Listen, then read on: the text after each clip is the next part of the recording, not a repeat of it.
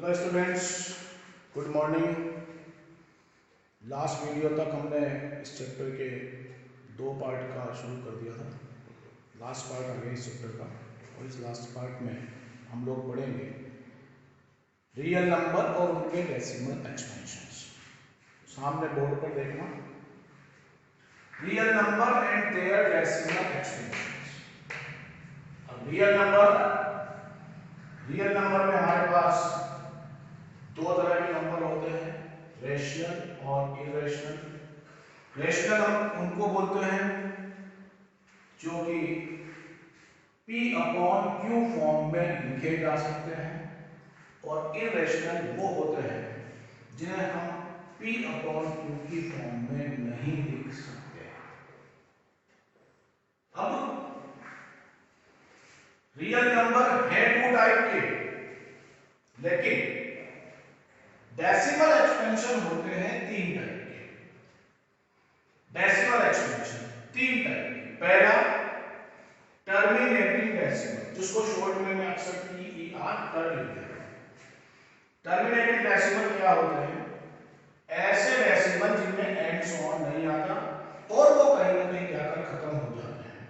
For example, जैसे इस 7 को हम 2 से डिवाइड करें तो 7 2 से करेंगे 3 टाइम्स 6, 1 बचा, पॉइंट लगाया 0, 5 टाइम 10, ये खत्म हो गया, अब रिमाइंडर बचा 0। ऐसे डेसिमल एक्सपेंशन को हम बोलते हैं टर्मिनेटिंग। एनटीबीआर यानी नॉन टर्मिनेटिंग बट रिपीटिंग दूसरे टाइप के डेसिमल, जिन्हें हम लोग एनटीबीआर कहते हैं शॉर्ट में, फुल फॉर्म तो यही है। उनमें वो खत्म नहीं होते, लेकिन उनमें कोई पर्टिकुलर डिजिट या कोई ब्लॉक वो रिपीट होते हैं। उनको लिखने का तरीका ये भी हो सकता है, उनको लिखने का तरीका ये भी हो सकता है।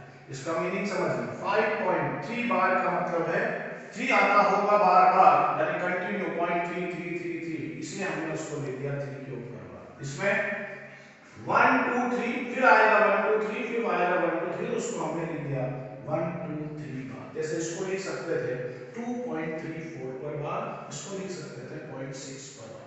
ये है non terminating but repeating decimals. फिर तीसरे टाइप का होता है जिसको मैं शॉर्ट में लिखता हूं एनटीबीआर, और तीसरे टाइप का डेसिमल एक्सपेंशन होता है neither terminating nor repeating decimals, जिसको शॉर्ट में हम लोग लिख देते हैं एनटीएनआर। नाइदर टर्मिनेटिंग नॉर रिपीटिंग, यानी जिनमें न तो खत्म हो रहा है और न कोई रिपीट हो रहा है। रिपीट होने का मतलब ये नहीं कोई नंबर बार बार रिपीट होने का मतलब ऐसे या ऐसे, यानी हम हमारे पास कोई डिजिट रिपीट हो या कोई ब्लॉक रिपीट हो। देखो इसमें 3.12 फिर 112 फिर 1112 फिर 1112, आप कहोगे सर हो तो रहा है, नहीं, ये 12 है, ये 112 है, ये 1112, इस तरह से इनको हम लोग कहते हैं नाइदर टर्मिनेटिंग नॉर रिपीटिंग।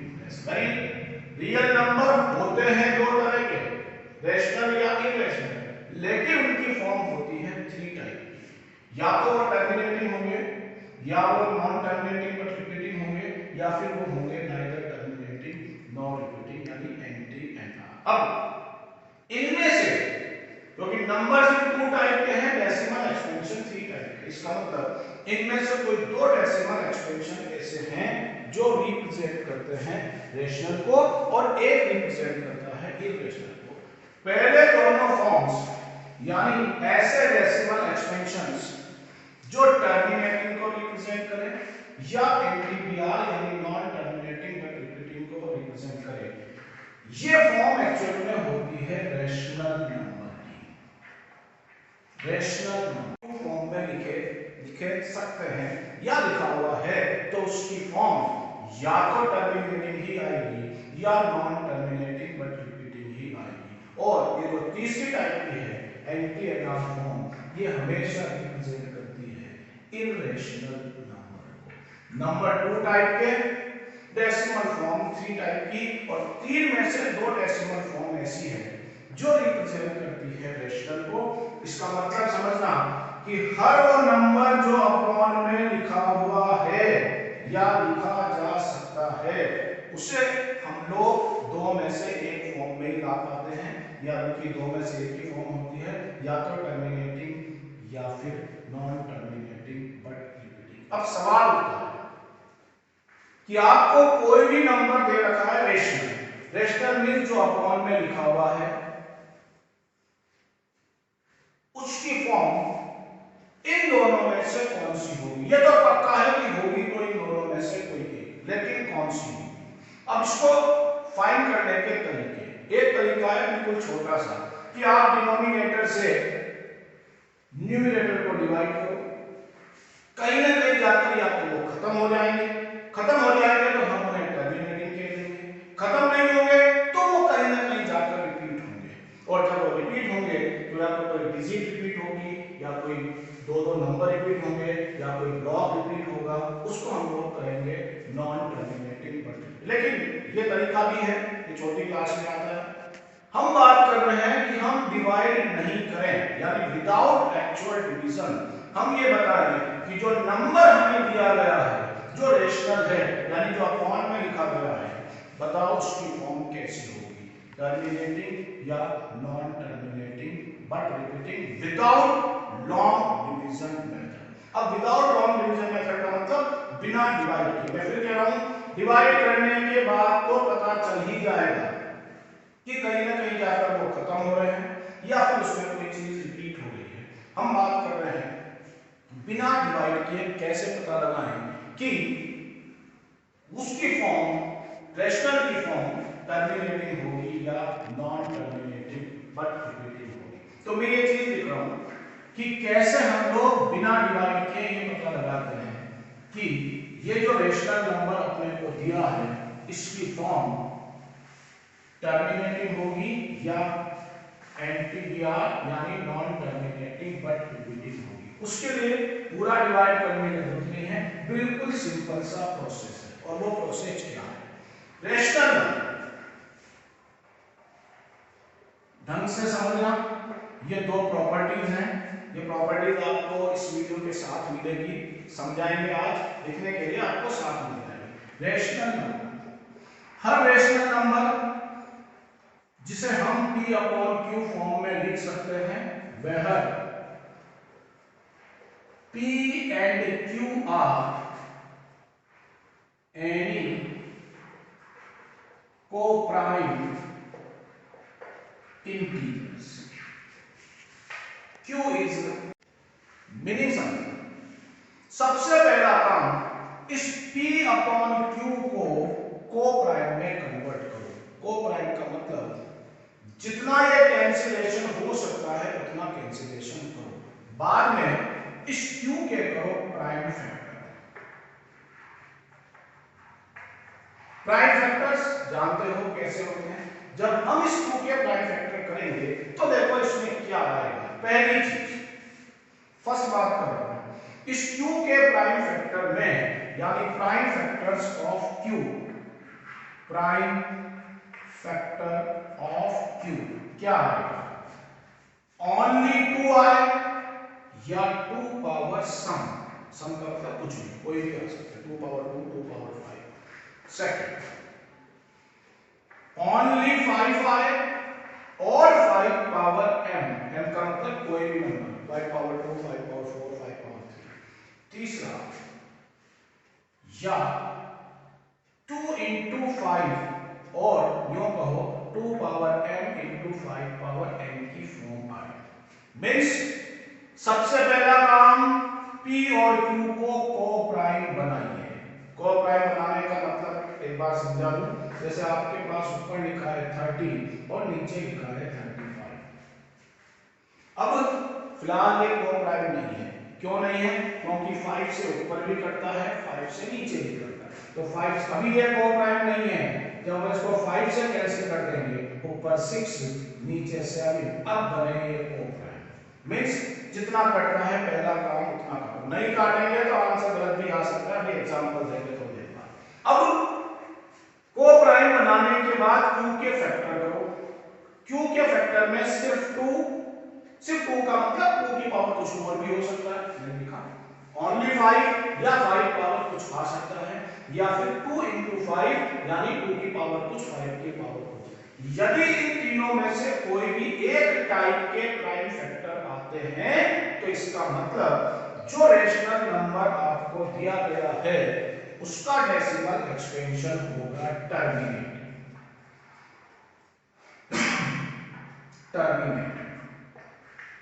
और दूसरी बात, यदि प्राइम फैक्टर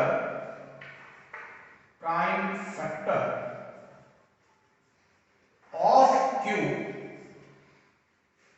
कैसे आए, अदर देन, एक ही बात है, other than 2 power m into 5 power n आए। अदर देन का मतलब कि उसमें 2 और 5 के अलावा कोई और नंबर भी आए। सिर्फ 2 आएगा तो टर्मिनेटिंग होगा, सिर्फ 5 आएगा तो टर्मिनेटिंग होगा, 2 एंड 5 ही आएगा तो टर्मिनेटिंग होगा, लेकिन उसके अलावा कुछ और भी आएगा, यानी कोई थर्ड नंबर भी नजर आए। कैसे? जैसे हो सकता है आपका किसी का आंसर ये आ जाए, किसी का आंसर ये आ जाए, किसी का आंसर 3 इंटू 5 आ जाए, किसी का आंसर ओनली 7 आ जाए, 7 पावर 2 आ जाए, या किसी का आंसर 3 पावर 2 इंटू 7 पावर 2 आ जाए। देखो 17 के एग्जाम्पल है, इसमें 2 के साथ 3 है, इसमें 2 और 5 के साथ 3 है, इसमें 5 के साथ 3 है, या अकेला 7 है, या 3 के साथ 7 है, लेकिन कुल मिलाकर 2 इंटू 5 के अलावा किसी और फॉर्म में है।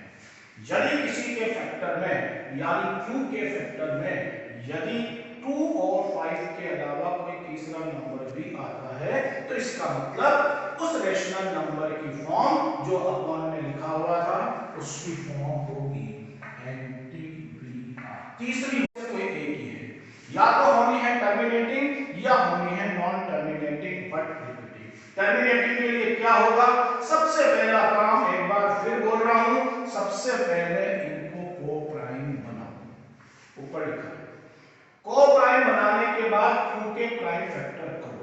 q के प्राइम फैक्टर करोगे तो आपको प्राइम फैक्टर्स में केवल 2 यानी 2 की पावर कुछ आ जाए, ओनली 5 की पावर कुछ आ जाए, या 2 और 5 दोनों ही आ जाए, तब तक उसकी फॉर्म होगी टर्मिनेटिंग।